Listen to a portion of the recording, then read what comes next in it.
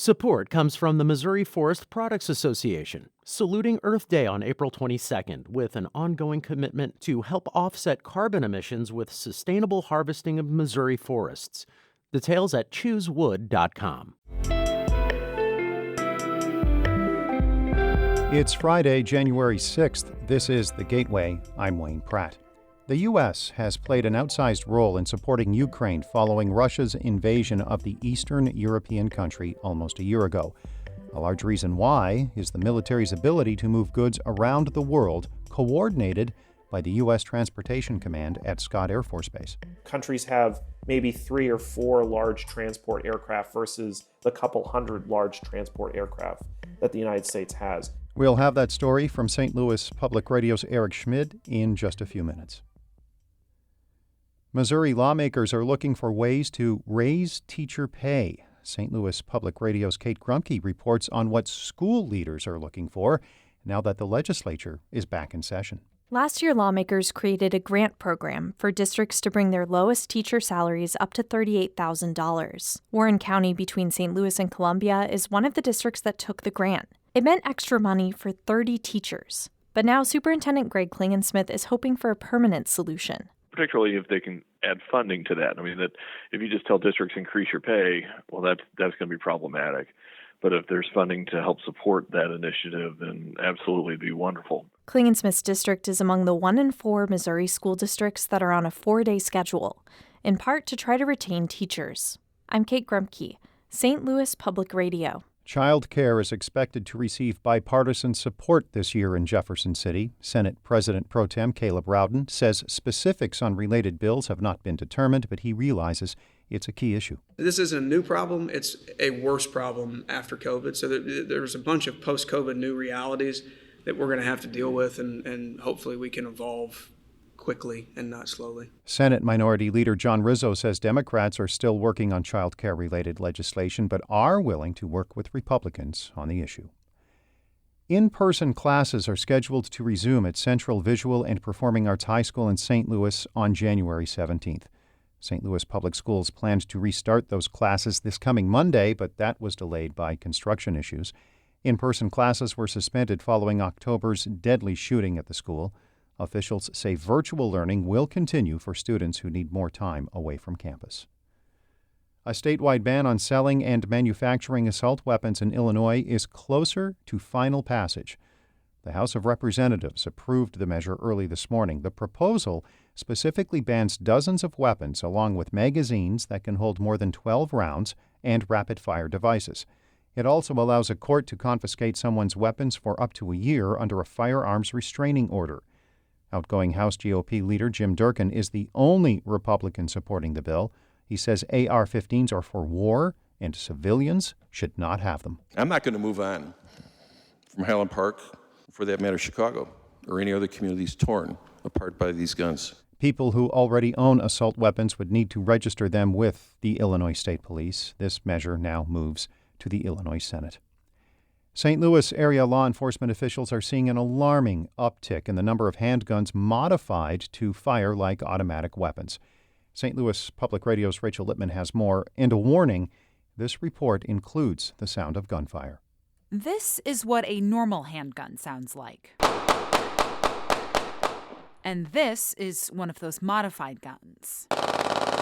The conversion devices are small plastic blocks that are almost invisible when on the back of a weapon. They are usually imported from China or made on a 3D printer. The St. Louis Police Department seized 4 of the devices in all of 2021, says Interim Chief Michael Sack.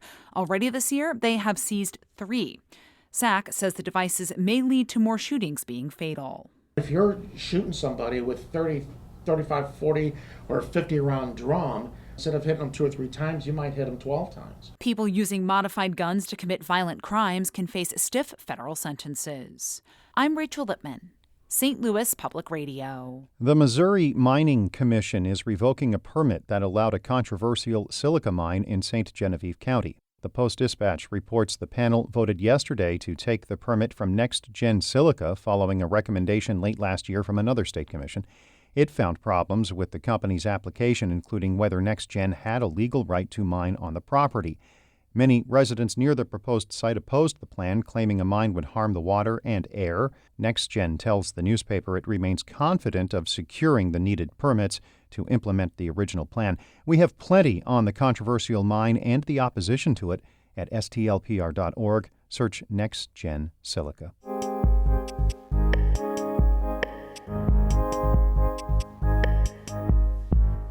The United States has been closely involved in the war in Ukraine, even though there has not been a significant troop deployment.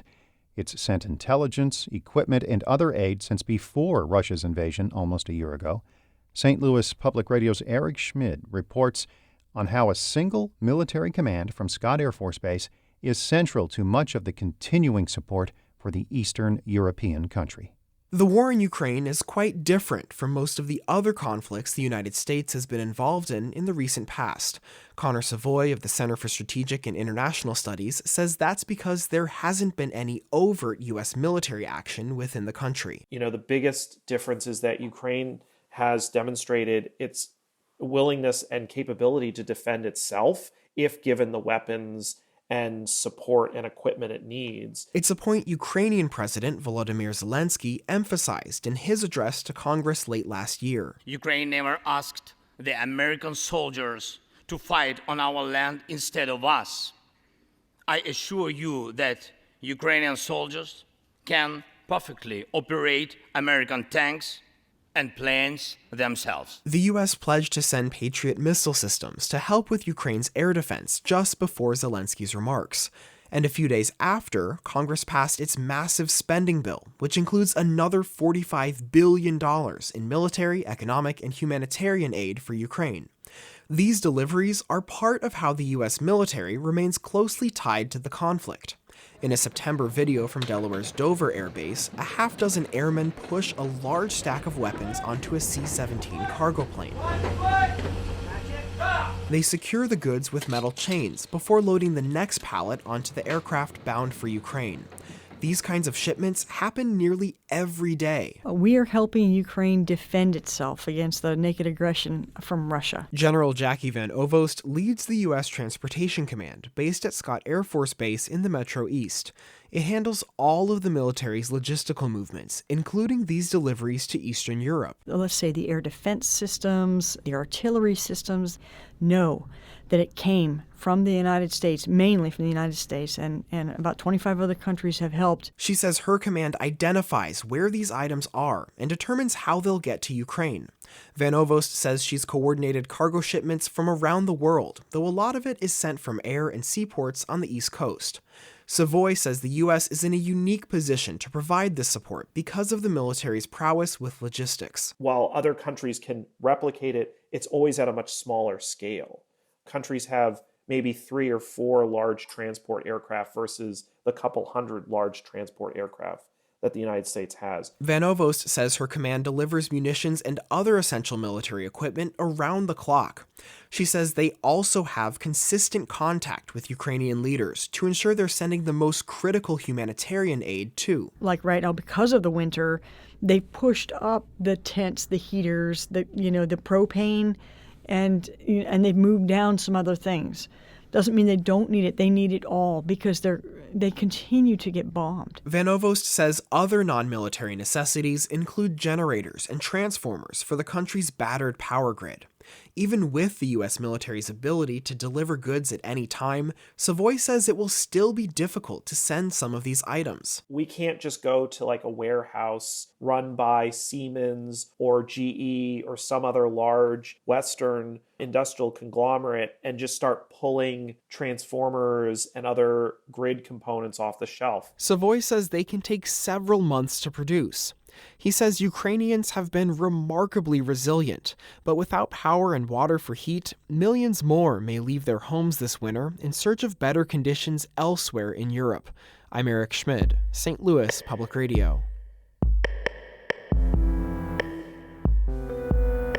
This story was produced by the American Homefront Project, a public media collaboration reporting on American military life and veterans. Funding comes from the Corporation for Public Broadcasting.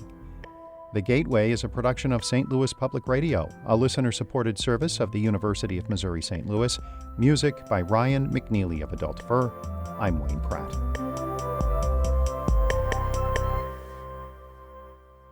Support comes from the Missouri Forest Products Association, saluting Earth Day on April 22nd with an ongoing commitment to help offset carbon emissions with sustainable harvesting of Missouri forests.